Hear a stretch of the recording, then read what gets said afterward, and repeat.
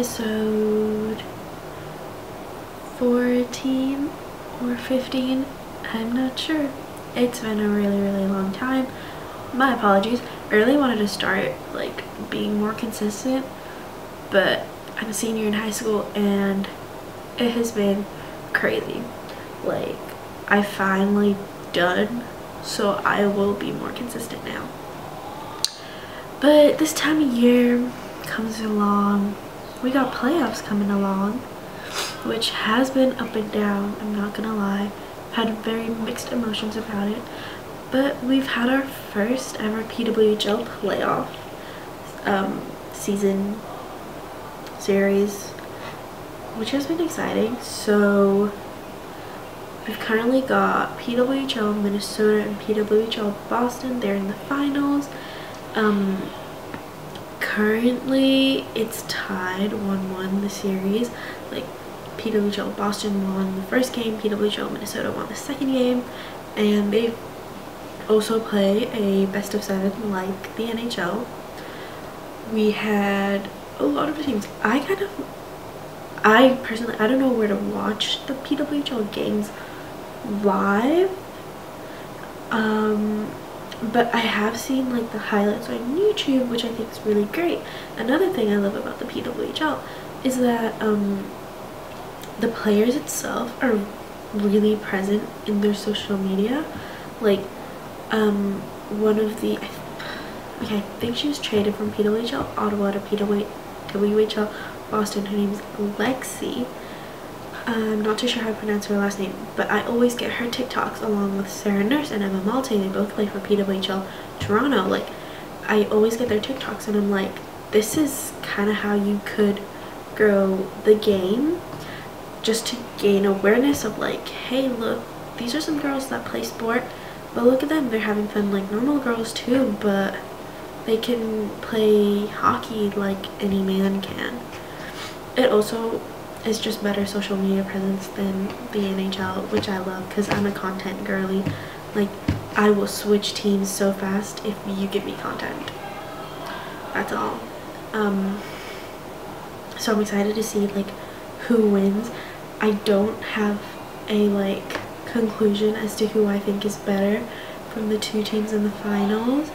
I think they've had really strong games, so I don't know who else. I'm excited for the draft. I will check up on dates for that, but it will be fun. And I know they've got a collab with Barbie as well, so I haven't seen the Barbie merch, like a lot of it yet, but I'm hoping it'll be great, and I do really want to get something from them.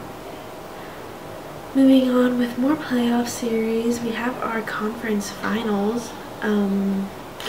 The Western Conference final is being played by the, hold on, Dallas Stars and the Edmonton Oilers. I am a sore loser. I am still mad that the Canucks lost to Edmonton in Game 7. But I was rooting for Dallas anyways, so like I don't feel as bad rooting for Dallas. The Eastern Conference final is being played by the Panthers and the Rangers, and as of today, the Rangers have won the Panthers have won Game 1. I don't know what I'm saying. But yeah, I'm not going to speak into the future as to who I think is going to play in the finals, because more often than not, I tend to get these things wrong, and I don't wish that upon any team. But we've also got, you know, NHL awards coming along. I'm excited for that. Obviously, I've been waiting for this moment. The Calder trophy picks. We've got Connor Bedard, Brock Faber, Luke Hughes, like absolutely amazing rookies. And I think they all stand an equal chance. We all knew Connor Bedard was going in for that conversation for the Calder. I think he's got a chance at winning it, but honestly, if any of those three got it, I would not be upset. Another thing that I like, I have someone that I want to win because I personally think that they've kind of shown improvement, is the James Norris Memorial Trophy, and we got Quinn Hughes, Roman Yossi, Cale Makar it's kind of contradicting. Like, okay, it's kind of expected for me to say like, oh, I want Quinn Hughes to win, because I just said that like I support the Canucks. But yes, Yossi and Makar have been great defensemen. Like, we've seen that before. We saw Cale Makar with the Avs Stanley Cup run. Roman Yossi has proved time and time again that he's a great defenseman. Him playing with Switzerland right now with Kevin Fiala and Nico Hischier, like, he's showing he's a great player. But I personally think Quinn Hughes has stepped up a lot. Like, him being captain this year, like, he got the Canucks on that playoff run. They made it to the second round. Like, they've had Thatcher Demko out in game 1. Casey DeSmith was out early in round 1. And then they had Arturs Silovs, who stepped up. Like, as a rookie, he stepped up to bring the Canucks to game 7 of the Stanley Cup playoff run that they were in. Like, I think the Canucks are definitely moving up for the best. Another thing is, like, obviously you got the President's Trophy won by the Rangers. Rick Touche, I think I said his name right, is the winner of the Jack Adams Award. So that's for Coach of the Year, which I think he deserves. Like I said on my little tangent earlier about the Canucks. You know, from them being kind of at the bottom of the league last year to making their playoff run, that's a big step. We've also had Alexander Barkov win the Selke Trophy.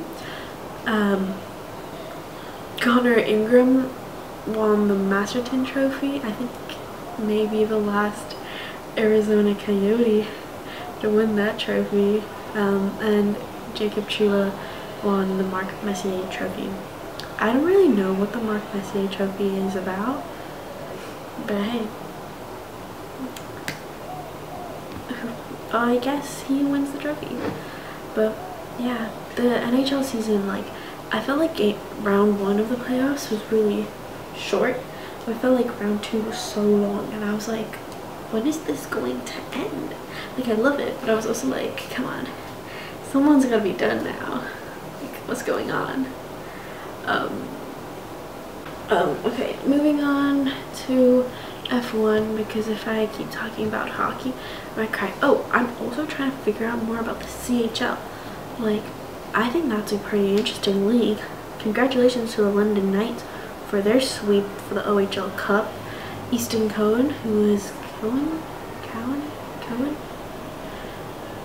who was drafted by the Toronto Maple Leafs, winning MVP. Brilliant. I'm trying to dig into more of that, like the CHL, like the OHL, WHL, and the QMJHL, and I will make a video about my education in that league, and then I'll branch out and I'm gonna learn about the USHL and the AHL and other leagues that I find. But F1, because it's simple. There's F1, you got your 10 teams, 20 drivers that kind of stay consistent throughout the year. You know Red Bull's gonna win every other race.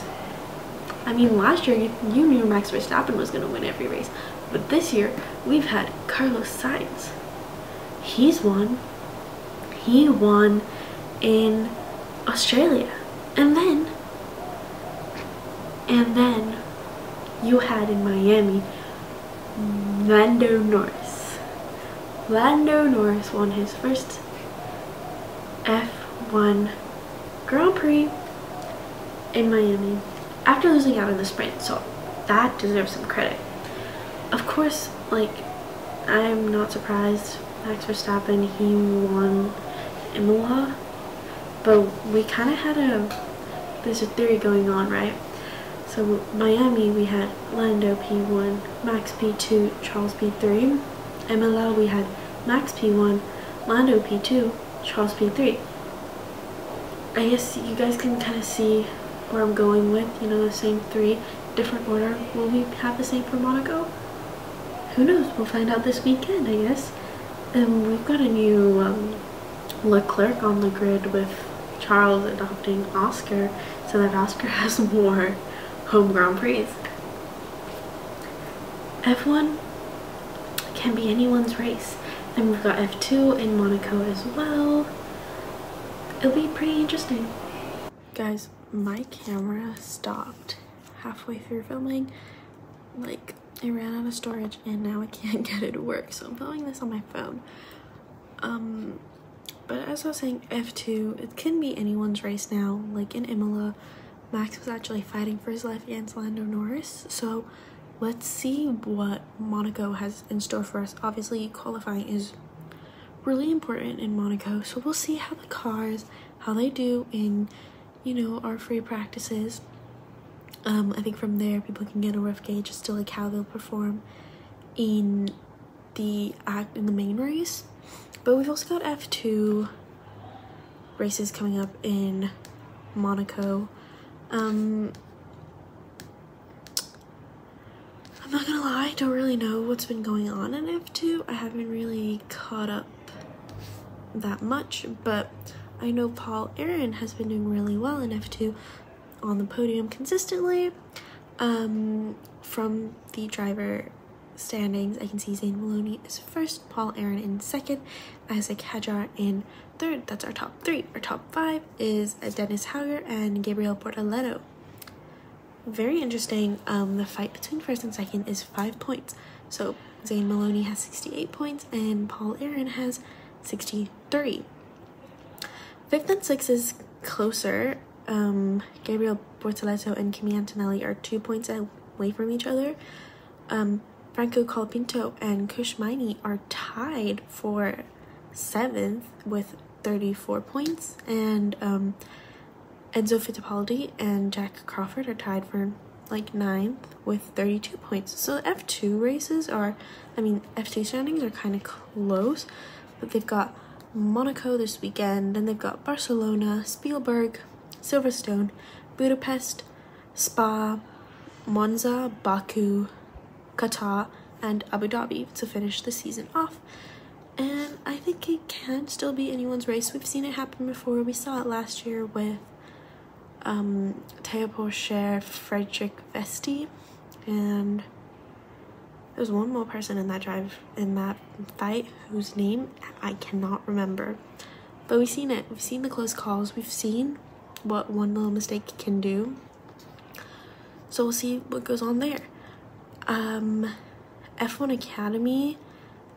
I'm still trying to find a place to watch F1 Academy. Like, I don't know how to watch it, so I literally just get all my information off of what I see on the internet. But they drove in Miami with Abby Pulling winning race 1 and race 2, which is amazing, which makes her first in the standings. Dorian Pin is second and Maya Wig is third. I know for a fact that I butchered some of these drivers' names and I'm so sorry. Like, I'm trying my best. But yeah, their next race is in Barcelona, and then they drive in Zandvoort, Singapore as well. I love the Singapore great race. Personally, one of my favorites, Qatar and Abu Dhabi. So yeah, there hasn't been much actually. There's been a lot that's been going on, like Ryan McDonough for the NHL graduating, getting traded back to Tampa Bay from Nashville. We've had Charles Leclerc opening a ice cream shop, and adopting a dog, as well as adopting a child. What else? I can't really think of anything, but stay tuned for next week's episode. Bye!